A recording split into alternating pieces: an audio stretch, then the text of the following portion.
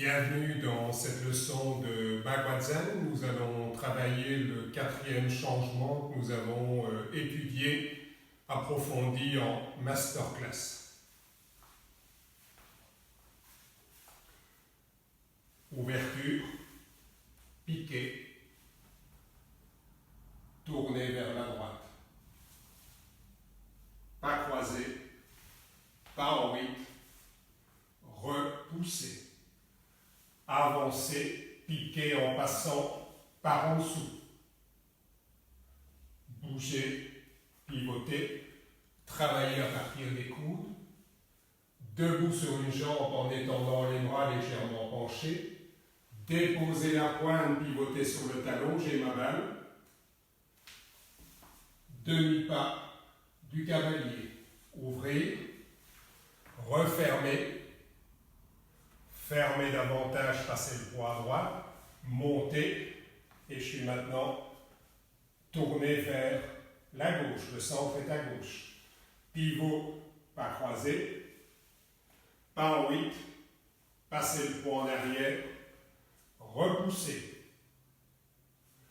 Ouvrir en pivotant sur le talon, passer par en dessous, piquer la main au niveau du bras, pas trop long le pas, changer, debout sur une jambe légèrement penchée, déposer la pointe du pied, pivoter sur le talon, ouvrir, continuer à ouvrir, refermer, fermer davantage, monter et tourner vers la droite. Je vous montre un autre angle.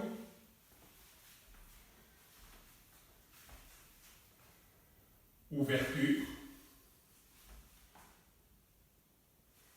Pivoter sur le talon. Pas en 8. Passer un peu de poids en arrière. Repousser. Passer par en dessous. Piquer. Changer. Debout sur une jambe.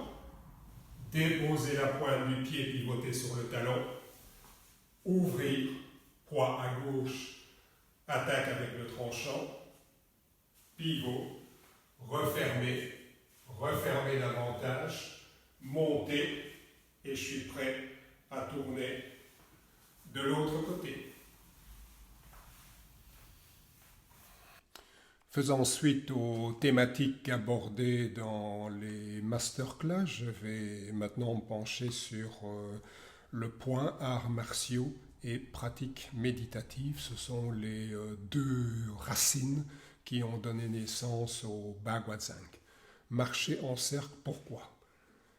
Ceux qui le pratiquent le savent, ceux qui ne le pratiquent pas ne le sauront jamais. En s'exerçant, on découvre la nécessité et ça amène une tonicité importante.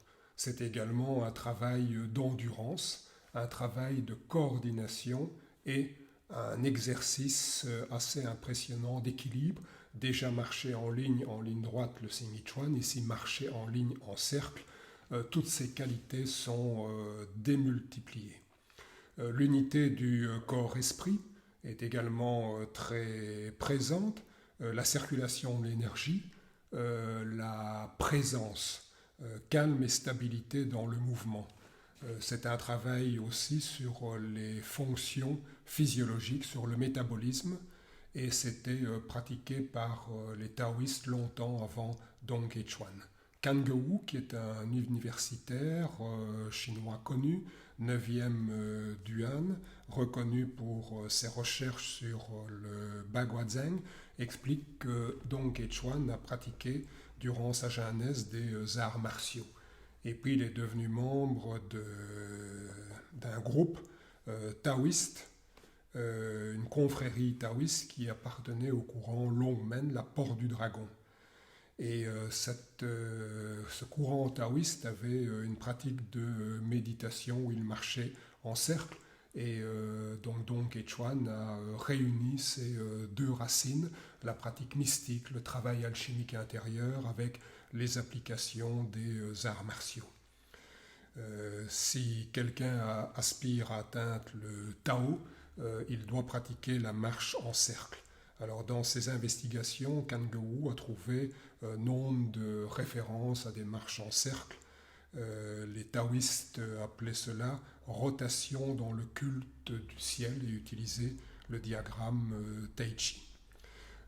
Dong Quechuan s'est adressé à des pratiquants, à des enseignants qui avaient déjà de bonnes bases, voire une longue expérience de différents arts martiaux. Les formes, structurer les formes, codifier les formes, c'était pas ça son objectif, c'était travailler sur des formes sans cesse changeantes et de percevoir les principes intérieurs et l'état intérieur que ça pouvait amener.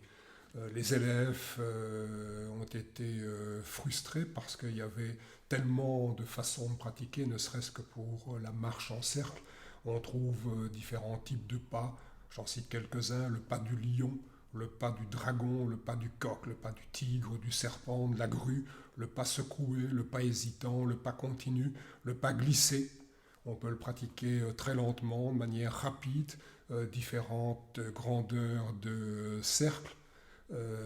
Ça dépend de l'utilisation qu'on veut en faire. Certains pratiquent une seule méthode, d'autres en pratiquent plusieurs.